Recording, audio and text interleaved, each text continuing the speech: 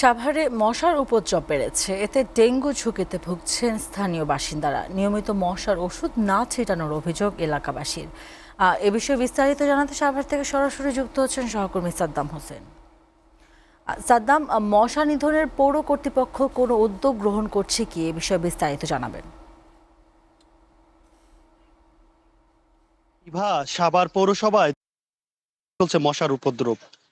রাতের সন্ধ্যা নামলেই কিন্তু এইসব অঞ্চল দিয়ে, অর্থাৎ এটি কিন্তু শিল্প অধ্যুষিত এলাকা, তো সেই শিল্প অধ্যুষিত এলাকা হওয়া সত্ত্বেই সন্ধ্যা নামলে এখানকার যারা গার্মেন্টস শ্রমিকরা রয়েছেন তারা কিন্তু এইসব এলাকা দিয়ে আসেন, এবং মশার কিন্তু যে উপদ্রব সেটা কিন্তু দেখা যায়। এবং এই যে আমি যে সড়কটিতে আছি, এটি কিন্তু ৯ নং ওয়ার্ডের সাভার সিটি লেন এলাকা। এটি কিন্তু দেখতে পাচ্ছেন যে যে ড্রেনেজ যে ব্যবস্থাটি, এটি কিন্তু একদম ময়লা আবর্জনায় কিন্তু নিবর্জিত রয়েছে। এবং সেই সাথে এখান থেকে কিন্তু যে লাভাটি, মশার যে লাভা, যেখানে মশা তো সৃষ্টি হয়, এই লাভাগুলো কিন্তু দেখা যায়। এবং এই সন্ধ্যার পর এইসব অঞ্চল দিয়ে কিন্তু আপনার যারা শ্রমিকরা আছেন এবং সাধারণ মানুষ আছেন তারা কিন্তু অতিষ্ঠ হয়ে পড়েন।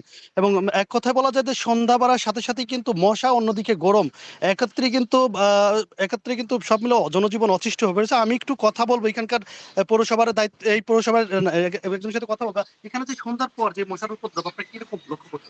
মশা প্রচুর। পুরসভায় আমরা পুরসভার যারা কর্মকর্তা দায়িত্ব আছে, পুরসভায় আমরা গেছিলাম, পুরসভা অভিযোগ দিয়েছিলাম। ওরা লোক কম আছে, মানে লোক বেশি নাই, মানে আবি যাবে, মানে বিভিন্ন অজুহাত দেখায়। ধন্যবাদ। যেমনটা বলছেন যে পৌরসভা কর্তৃপক্ষ যেটা বলছেন যে এইখানকার যে এলাকার যে মশা নিধনের যে কার্যক্রম সেটি কিন্তু তারা গাফলতি করছেন। এবং আমি আরেকজনের সাথে কথা বলবো। এই যে আপনার এলাকার যে মশার উপদ্রব কেমন দেখছেন? মশা তো প্রচন্ড মশা, অনেক মশা।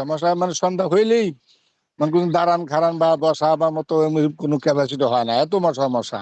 তো পৌরসভায় আমিও একদিনকে গেছিলাম, দেখি যে পরে একদিন আইসলো অনেক আগে, আসার পরে আমার মনে হয় ওষুধ না কি দিল, কি একটু করে যে সেই কোনো আর কোনো কিছু প্রতিক্রিয়া পাইলাম না আর কি, দেখলাম। ধন্যবাদ। যেমনটা বলছিলেন যে আসলে মশা নিধনের যে কার্যক্রম সেটি কিন্তু এই পৌরসভা এলাকায় মাঝে মধ্যে দেখা যায়, কিন্তু কার্যকর যে ভূমিকা সেটা কিন্তু দেখা যাচ্ছে না। এবং পৌরসভা কর্তৃপক্ষ যেটা বলছেন যে দায়ী সরানোর কিছু ভূমিকা রেখেই কিন্তু তারা এইসব কার্যক্রম করছেন। আমি সব মিলে যদি এবার একটু বলি যে আমি এখানকার পৌরসভার দায়িত্ব রাখা কর্মকর্তা, অর্থাৎ সাভার উপজেলা নির্বাহী কর্মকর্তা আবু বকর সরকারের সাথে কথা বলেছি।